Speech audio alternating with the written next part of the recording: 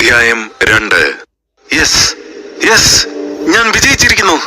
വർഷങ്ങളായുള്ള എന്റെ ഗവേഷണത്തിന് ഫലമുണ്ടായിരിക്കുന്നു. ബെഞ്ചമിൻ സന്തോഷം കൊണ്ട് തുള്ളിച്ചാടി. റോബോട്ട് ജീന ബെഞ്ചമിനെ അറിയിച്ചു. ബെഞ്ചമിന്റെ മുഖത്ത് ക്രൂരമായ ഒരു പുഞ്ചിരി വിടർന്നു. അവൻ ഇനി ഒരിക്കലും ഈ ഭൂമിയിലേക്ക് തിരിച്ചു വരാൻ പോകുന്നില്ല. അവനെ ആ ഗ്രഹത്തിലേക്ക് അയക്കാനുള്ള വഴി മാത്രമേ എനിക്കറിയൂ. തിരികെ എത്തിക്കാനുള്ള മാർഗം എനിക്കറിയില്ല. അഥവാ ഇനി അവൻ തിരികെ എത്തണമെങ്കിൽ എന്തെങ്കിലും അത്ഭുതം സംഭവിക്കണം. എന്നെ സംബന്ധിച്ചിടത്തോളം ലിയോ എന്റെ വെറും ഒരു പരീക്ഷണ വസ്തു മാത്രമായിരുന്നു. എന്തായാലും അവന്റെ ജീവിതം അവൻ അവസാനിപ്പിക്കാനിരുന്നതാ. അതിങ്ങനെ അങ്ങ് തീരട്ടെ. ബെഞ്ചമിന്റെ അട്ടഹാസം അവിടെ മുഴങ്ങി. ആ സമയത്താണ് ബെഞ്ചമിന്റെ മകളായ സേറ ലാബിനുള്ളിലേക്ക് വന്നത്. അച്ഛനെ പോലെ മകൾക്കും ടൈം ട്രാവലിനെ കുറിച്ചുള്ള പഠനം ഇഷ്ടമാണ്. അവൾ കോളേജിൽ എടുത്തിരിക്കുന്ന കോഴ്സും അത് തന്നെയാണ്. ലിയോയും സേറയും ഒരേ കോളേജിലാണ് പഠിക്കുന്നത്. സേറയ്ക്ക് അവനോട് ഉള്ളിൽ പ്രണയമുണ്ട്. എന്നാൽ ലിയോയ്ക്ക് അതിനെക്കുറിച്ച് അറിയില്ല. ലിയോയുടെ അച്ഛന്റെ മരണശേഷമുണ്ടായ ബാധ്യതകൾ കാരണം അവൻ പഠനം പാതി വഴിയിൽ ഉപേക്ഷിച്ചിരുന്നു. മുന്നിലെ കമ്പ്യൂട്ടർ സ്ക്രീനിലേക്ക് നോക്കിയ സേറ അതിൽ ലിയോയുടെ വിവരങ്ങൾ കണ്ടു ഞെട്ടുന്നു. ബെഞ്ചമിൻ ലിയോയെ എന്തോ പരീക്ഷണത്തിന് ഉപയോഗിച്ചെന്ന് അവൾക്ക് മനസ്സിലായി. ലിയോ എവിടെ പപ്പ? സേറ സംശയത്തോടെ ബെഞ്ചമിനെ നോക്കി. അയാളുടെ മുഖത്തെ പതിവില്ലാത്ത സന്തോഷം അവളെ കുഴപ്പിച്ചു. അവനെ വെച്ച് പപ്പ എന്ത് പരീക്ഷണമാണ് നടത്തിയത്? പപ്പയെ കൊണ്ട് കഴിയുന്ന രീതിയിൽ ആ കുടുംബത്തിനെ സഹായിക്കാൻ വേണ്ടിയാണ് ഞാൻ അവന്റെ വിവരങ്ങൾ നൽകിയത്. പപ്പ അത് ദുരുപയോഗം ചെയ്തോ? അവനെ പപ്പ എന്താ ചെയ്തത്? സേറ, നീ സമാധാനമായിരിക്കെ. ലിയോയ്ക്ക് ഒന്നും സംഭവിച്ചിട്ടില്ല. അവനെ ഞാൻ സുരക്ഷിതമായ ഒരു സ്ഥലത്തേക്ക് അയക്കുക മാത്രമാണ് ചെയ്തത്. അവൻ അവിടെ സേഫ് ആയിരിക്കും. ബെഞ്ചമിൻ ഉള്ളിലെ സന്തോഷം മറച്ചു വെച്ച് പറഞ്ഞു. പപ്പ പറയുന്നത് ഞാൻ വിശ്വസിക്കണോ? സേറ പുച്ഛത്തോടെ ബെഞ്ചമിനെ നോക്കി. ലിയോയ്ക്ക് എന്തെങ്കിലും സംഭവിച്ചാൽ അതെനിക്ക് സഹിക്കാൻ കഴിയില്ല. പപ്പ അവനോട് ഇങ്ങനെ കാണിക്കുമെന്ന് ഞാൻ ഒരിക്കലും കരുതിയില്ല. ബെഞ്ചമിൻ ചിരിച്ചുകൊണ്ട് അവളെ നോക്കി. എന്റെ സേറ, ലിയോയ്ക്ക് അവനെ സ്വയം സംരക്ഷിക്കാനുള്ള കഴിവ് പോലുമില്ല. പിന്നെയാണോ അവൻ നിന്നെ കൂടി നോക്കുന്നത്? മോൾക്ക് പപ്പയില്ലേ? അവൻ എന്തായാലും മരിക്കാൻ തീരുമാനിച്ചവനാണ്. അങ്ങനെയുള്ളവന് ഞാനൊരു പുനർജന്മം നൽകി, അത്രയേ ഉള്ളൂ. അങ്ങ് ദൂരെ മറ്റൊരു ലോകത്തേക്ക് ഞാൻ അവനെ അയച്ചു. ഇനി അതാണ് അവന്റെ ലോകം. സേറ കേട്ടതൊന്നും വിശ്വസിക്കാൻ കഴിയാതെ മുന്നിലുള്ള ഹോളോഗ്രാഫിക് സ്ക്രീനിലേക്ക് നോക്കി. അവിടെ പ്ലാനറ്റ് സൈഫർ മെല്ലെ കറങ്ങുന്നുണ്ടായിരുന്നു. ലിയോ കണ്ണുകൾ തുറക്കാൻ ശ്രമിച്ചു. എന്നാൽ കണ്ണിലേക്ക് അടിച്ചു കയറിയ പ്രകാശത്തിൽ അവന്റെ കണ്ണുകൾ ചിമ്മിപ്പോയി. താൻ വന്ന് പെട്ടിരിക്കുന്നത് വലിയൊരു വനത്തിനുള്ളിലാണെന്ന് അവന് മനസ്സിലായി. ലിയോ നിലത്ത് നിന്നും എഴുന്നേറ്റ് തല കുടഞ്ഞു. സംഭവിച്ചതെല്ലാം ഒരു സ്വപ്നം പോലെ അവന് തോന്നി. പെട്ടെന്നാണ് അവൻ കയ്യിൽ പുതുതായി വന്ന ബ്രേസ്ലെറ്റ് കണ്ടത്. അവനത് കയ്യിൽ നിന്നും ഊരിയെറിയാൻ ശ്രമിക്കുന്നതിനിടയിൽ അതിലെ ബട്ടണിൽ പ്രസ്സായി അതിൽ നിന്നും ഒരു വെളിച്ചവും ഒപ്പം ഒരു മാജിക്കൽ സ്ക്രീനും അവന് മുന്നിലേക്ക് തെളിഞ്ഞു വന്നു. അതിൽ പരിണാമ വളർച്ച 0, ആത്മശക്തി 0, ആയുധം 0, കവചം 0, ജീവികൾ 0, ലൈഫ് സെൽസ് 0 എന്ന് കാണിച്ചിരുന്നു. ലിയോ ഭയം കൊണ്ട് വിറയ്ക്കുന്ന ദേഹത്തോടെ അതിലേക്കും അവന് ചുറ്റും മാറി മാറി നോക്കി. അതേസമയം ലാബിൽ സേറ അവളുടെ അച്ഛൻ ലിയോയോട് ചെയ്തതോർത്തുള്ള വിഷമത്തിലാണ്. മാപ്പർഹിക്കാത്ത തെറ്റാണ് പപ്പ ലിയോയോട് ചെയ്തത്. നിങ്ങളെ വിശ്വസിച്ചവനെ തന്നെ നിങ്ങൾ കുരുക്കിൽപ്പെടുത്തിയല്ലോ. ഇതിലും ഭേദം അവൻ ആ ട്രെയിനിന് മുന്നിൽ പെട്ടുപോകുന്നതായിരുന്നു. സേറ പറയുന്നത് കേട്ട് ബെഞ്ചമിന് ദേഷ്യം വന്നു. സേറ, കാര്യങ്ങൾ മനസ്സിലാവാതിരിക്കാൻ നീ ചെറിയ കുട്ടിയൊന്നുമല്ലല്ലോ. പ്ലാനറ്റ് സൈഫറിനെ കുറിച്ച് നിനക്ക് എന്തറിയാം? എന്റെ എത്ര കാലം കൊണ്ടുള്ള സ്വപ്നമാണ് ഇപ്പോൾ നടന്നതെന്ന് നിനക്കറിയുമോ? നിന്റെ പപ്പയെ ഓർത്ത് അഭിമാനിക്കേണ്ട സമയത്ത് നീ ആ ഭീരുവിനെ ഓർത്തുകൊണ്ടിരിക്കുകയാണോ? അയാൾ തുടർന്നു. സേറ, വെറുതെ എന്നോട് ദേഷ്യം കാണിക്കാതെ നീ ഒന്ന് ചിന്തിച്ചു നോക്ക്. മരിക്കാൻ പോയവന് ഞാൻ മറ്റൊരു ജീവിതം കൊടുക്കുകയാണ് ചെയ്തത്. സൈഫർ ഗ്രഹം മറ്റൊരു ലോകമാണ്. അവിടെ പൊരുതി ജീവിക്കാൻ കഴിഞ്ഞാൽ അവൻ ഭാഗ്യവാനാണ്. ദൈവത്തിനോളം യോഗ്യമായ ഒരു ജീവിതം അവൻ അവിടെ ഉണ്ടാക്കിയെടുക്കാൻ കഴിയും. അതിന് അവന് വേണ്ട ഒരേ ഒരു യോഗ്യത വേട്ടയാടാൻ അറിയുക എന്നുള്ളത് മാത്രമാണ്. സേറ നിറഞ്ഞ കണ്ണുകൾ വാശിയോടെ തുടച്ചു മാറ്റി ദേഷ്യത്തോടെ ബെഞ്ചമിനെ നോക്കി പറഞ്ഞു. ലിയോയെ തിരികെ കൊണ്ടുവരാൻ എന്തെങ്കിലും വഴിയുണ്ടോ? ബെഞ്ചമിൻ സൗമ്യമായ പുഞ്ചിരിയോടെ അവളെ നോക്കി. ഒരു വഴിയുണ്ട് സേറ. ബെഞ്ചമിൻ പറഞ്ഞത് കേട്ട് അവളുടെ കണ്ണുകൾ വിടർന്നു. അവൾ ആകാംക്ഷയോടെ അയാളെ നോക്കി. പക്ഷെ ആ വഴി അതെന്റെ കയ്യിലല്ല സേറ. നിന്റെ പ്രിയപ്പെട്ട കാമുകൻ ഇനി ഭൂമിയിലേക്ക് തിരികെ വരാൻ ആഗ്രഹിക്കുന്നുണ്ടെങ്കിൽ അവനൊരു നായകനാകണം. പരിണമിച്ച് അവനൊരു നേതാവായി മാറണം. സൈബർ ലോകത്തിനെ അവന്റെ മാന്ത്രിക ശക്തികളാൽ അടക്കി വാഴാൻ കഴിയണം. അങ്ങനെ സംഭവിച്ചാൽ അവന് ഭൂമിയിലേക്ക് തിരികെ വരാൻ കഴിയും, ബെഞ്ചമിൻ പറഞ്ഞു. സേറ എല്ലാം കേട്ട് തകർന്നിരുന്നു. ക്രൂരമായ പുഞ്ചിരിയോടെ ബെഞ്ചമിൻ ജീനയെ നോക്കി. എന്താ ജീന, ലിയോ തിരികെ എത്തുമെന്ന് നീ കരുതുന്നുണ്ടോ? ജീന കമ്പ്യൂട്ടറിലെ പലതരം ഡാറ്റാസ് വിശകലനം ചെയ്തിട്ട് ബെഞ്ചമിനെ നോക്കി പറഞ്ഞു.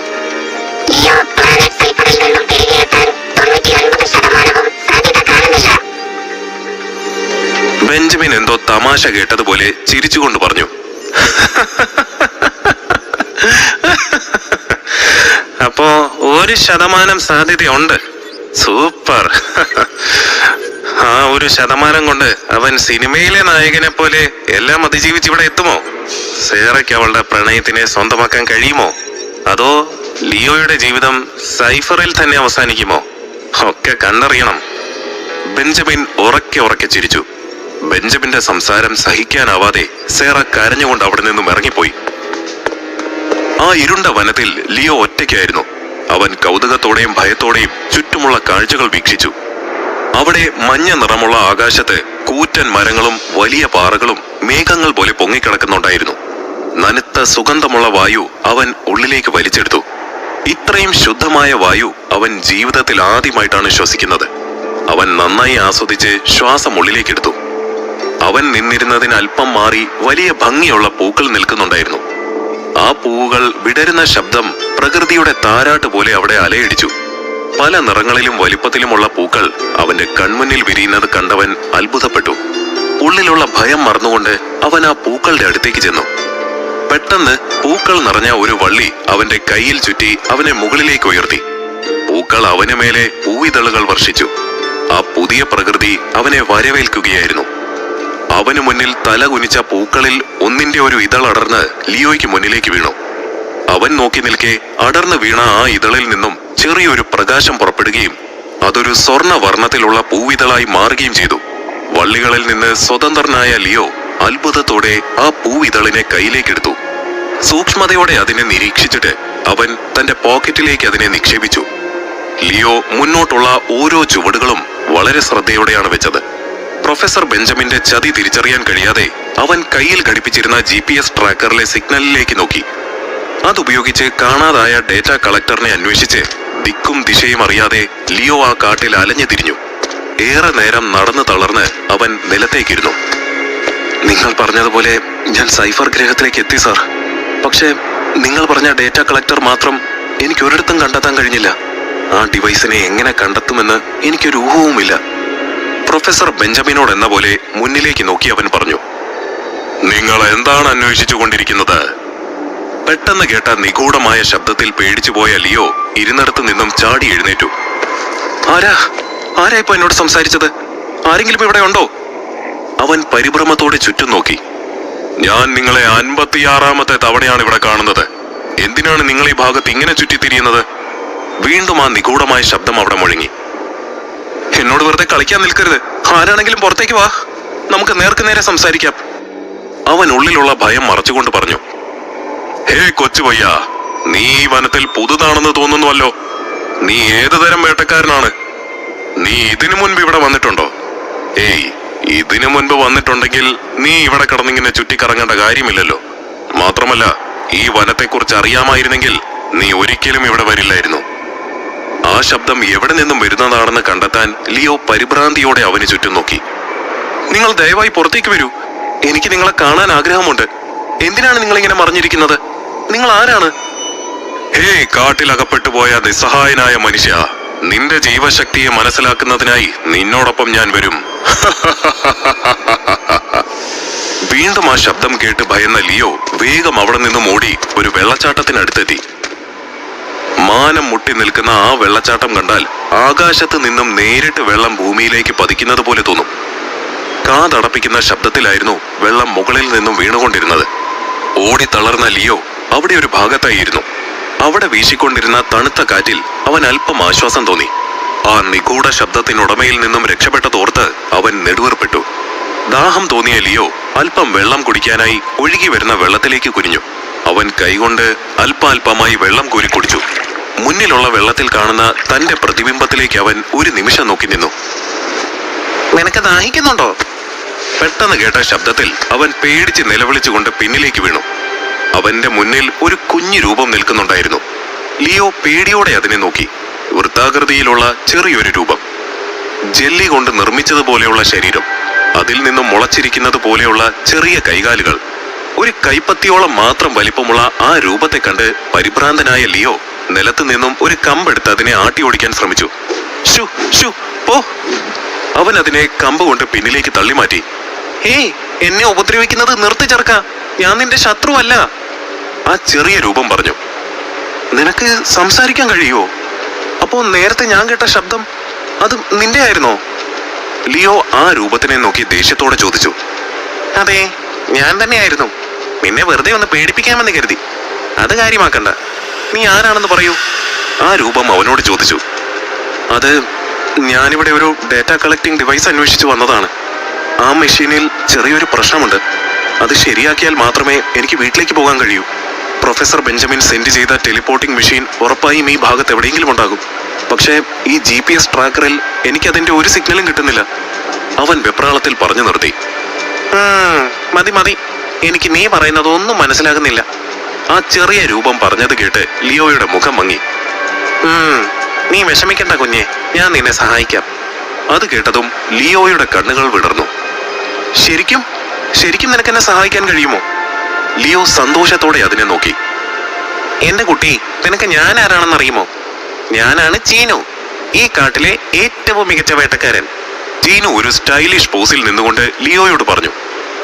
വേട്ടക്കാരനോ? ലിയോ മനസ്സിലാകാതെ ചീനുവിനെ നോക്കി. നീ എന്താ എന്നെ കളിയാക്കുവാണോ? എന്താ, വേട്ടക്കാരനെന്ന് കേട്ടിട്ടില്ലേ? പുറത്തു നിന്ന് എത്ര വലിയ വേട്ടക്കാരൻ ഈ കാടിനുള്ളിലേക്ക് വേട്ടയാടാനായി വന്നാലും ഇവിടെ നിന്നും അവന് പുറത്ത് കടക്കണമെങ്കിൽ ഈ കാട്ടിലെ വേട്ടക്കാരായ ഞങ്ങളെ പോലെയുള്ള വഴികാട്ടികളുടെ ആവശ്യമുണ്ടാകും. മനസ്സിലായോ? ലിയോ അതിന് തലയാട്ടി. ഒരു വേട്ടക്കാരും ഞങ്ങളെ വേട്ടയാടുകയില്ല. ചിലർ ഞങ്ങളെ വളർത്തു മൃഗങ്ങളായി ഒപ്പം കൂട്ടാറുണ്ട്. ചില വേട്ടക്കാർ ഞങ്ങളെ അവരുടെ വഴികാട്ടിയായി തിരഞ്ഞെടുക്കും. പക്ഷേ എനിക്കൊരു വളർത്തു മൃഗമായി ഇരിക്കാൻ താല്പര്യമില്ല, ചീനു പറഞ്ഞു. ചീനു, നീ എനിക്ക് വേണ്ടി ആ ഉപകരണം കണ്ടെത്തി തരുമോ? ലിയോ ചീനുവിനോട് അപേക്ഷിച്ചു. നിന്റെ അവസ്ഥ ഓർത്ത് എനിക്ക് സഹതാപം തോന്നുന്നു. അതുകൊണ്ട് ഞാൻ നിന്നെ അത് കണ്ടെത്താൻ സഹായിക്കാം. പക്ഷേ ഒരു കണ്ടീഷൻ ഉണ്ട്. ചീനു പറഞ്ഞത് കേട്ട് ലിയോയുടെ ഉള്ളം നാളി. ഒരാളുമായി ഒരു കരാറിൽ ഏർപ്പെട്ടിട്ടാണ് ഞാനിപ്പോ ഈ അവസ്ഥയിലായത്. ഇനി ഈ കുട്ടി പിശാചിന്റെ ആവശ്യം എന്താണോ ആവും. ലിയോ ആലോചനയോടെ ചീനുവിനെ നോക്കി. എന്താണ് നിന്റെ കണ്ടീഷൻ? ലിയോ ചോദിച്ചു. വഴികാട്ടിയായി എന്നെ നിന്റെ ഒപ്പം കൂട്ടണം. നിന്റെ രഹസ്യം തേടി കണ്ടെത്തുന്നത് വരെയും ഏത് നരകത്തിൽ പോകാനാണെങ്കിലും ഞാൻ നിന്നോടൊപ്പം ഉണ്ടാകും. നിനക്ക് സമ്മതമാണോ? ചീനു അല്പം ഗൗരവത്തിൽ തന്നെ ചോദിച്ചു. നിന്റെ ആവശ്യം ഞാൻ അംഗീകരിച്ചിരിക്കുന്നു. ചീനുവിനെ പിണക്കുന്നത് ബുദ്ധിയല്ലെന്ന് മനസ്സിലാക്കിയ ലിയോ അവനുമായി വാക്കാൽ ഒരു കരാറുണ്ടാക്കി. ചീനു സന്തോഷത്തിൽ ശബ്ദമുണ്ടാക്കിക്കൊണ്ട് ലിയോയുടെ തോളിലേക്ക് കയറിയിരുന്നു. നിനക്കെന്നെ ലിയോ എന്ന് വിളിക്കാം, ലിയോ ചീനുവിനെ നോക്കി പറഞ്ഞുകൊണ്ട് അവിടെ നിന്നും യാത്ര തുടങ്ങി. നടക്കുന്നതിനിടയിൽ ലിയോ ഇടയ്ക്കിടെ അവന്റെ കയ്യിലുണ്ടായിരുന്ന GPS ട്രാക്കറിലേക്ക് നോക്കുന്നുണ്ടായിരുന്നു. എന്താ നിന്റെ കയ്യിൽ? അല്ല, ആരാ നിന്നെ ഇവിടേക്ക് അയച്ചതെന്നാ പറഞ്ഞത്? ലിയോയുടെ തോളിൽ ഇരുന്നു കൊണ്ട് ചീനു തിരക്കി. പ്രൊഫസർ ബെഞ്ചമിൻ, അദ്ദേഹം ഒരു വലിയ ശാസ്ത്രജ്ഞനാണ്. പ്രൊഫസർ എന്ന വാക്ക് ചീനു പറയാൻ ശ്രമിച്ചെങ്കിലും കഴിഞ്ഞില്ല. കുറച്ചു നേരം ഒന്നും മിണ്ടാതിരിക്കാമോ? അത് കേട്ട ലിയോ ദേഷ്യത്തോടെ ചീനുവിനെ നോക്കി പറഞ്ഞു. ഞാൻ മിണ്ടാതിരുന്നാൽ പിന്നെ നിനക്ക് ആര് വഴി പറഞ്ഞു തരും? നിനക്ക് എന്റെ കഴിവിൽ സംശയമുണ്ടോ ലിയോ? ലിയോ എന്തെങ്കിലും പറയുന്നതിന് മുൻപേ തന്നെ അവിടെ ഒരു അലർച്ച മുഴങ്ങി. ഓ, ഇത് നിന്റെ കൂട്ടത്തിലുള്ള ആരുടെങ്കിലും ശബ്ദമാകും. നേരത്തെ ചീനു ലിയോയെ പറ്റിച്ചതോർത്ത് അവൻ പറഞ്ഞു. ഇപ്രാവശ്യം അല്പം കൂടി അടുത്തു നിന്ന് ആ അലർച്ച കേട്ടു. ഇത് ഞങ്ങളുടെ ശബ്ദമല്ല ലിയോ, ചീനു പറഞ്ഞത് കേട്ട ലിയോ പരിഭ്രാന്തനായി ചുറ്റും നോക്കി. അടുത്തടുത്ത് വരുന്ന കാലടി ശബ്ദത്തിൽ അവൻ ഭയന്ന് വിറച്ചു. ജീവൻ വേണമെങ്കിൽ ഓടില്ലയോ, ഇല്ലെങ്കിൽ അത് നിന്നെ കൊല്ലും. ജീവനോടുണ്ടെങ്കിൽ നമുക്ക് ഇനിയും കാണാം. ചീനുവിന്റെ ശബ്ദം മാത്രമേ ഉണ്ടായിരുന്നുള്ളൂ. അവൻ പരിഭ്രമത്തോടെ ചീനുവിനായി ചുറ്റും നോക്കി. അയ്യോ ചീനു, നീ എവിടെ പോയി? എന്നെ ഒറ്റയ്ക്കാക്കിയിട്ട് പോകാതെ ചീനു, നീ എവിടെയാണ്? ലിയോ പരിഭ്രാന്തിയോടെ ചീനുവിനെ തിരയുന്നതിനിടയിൽ അവന് മുന്നിലേക്ക് ഇരട്ട തലയുള്ള ചുവന്ന ഭീകരനായ ഒരു ചെന്നായ വന്നു നിന്നു. എന്ത് ചെയ്യണമെന്നറിയാതെ നിസ്സഹായനായി ആ പാവം ചെറുപ്പക്കാരൻ ആ വന്യമൃഗത്തിനു മുന്നിൽ ശ്വാസം നിലച്ചു നിന്നുപോയി.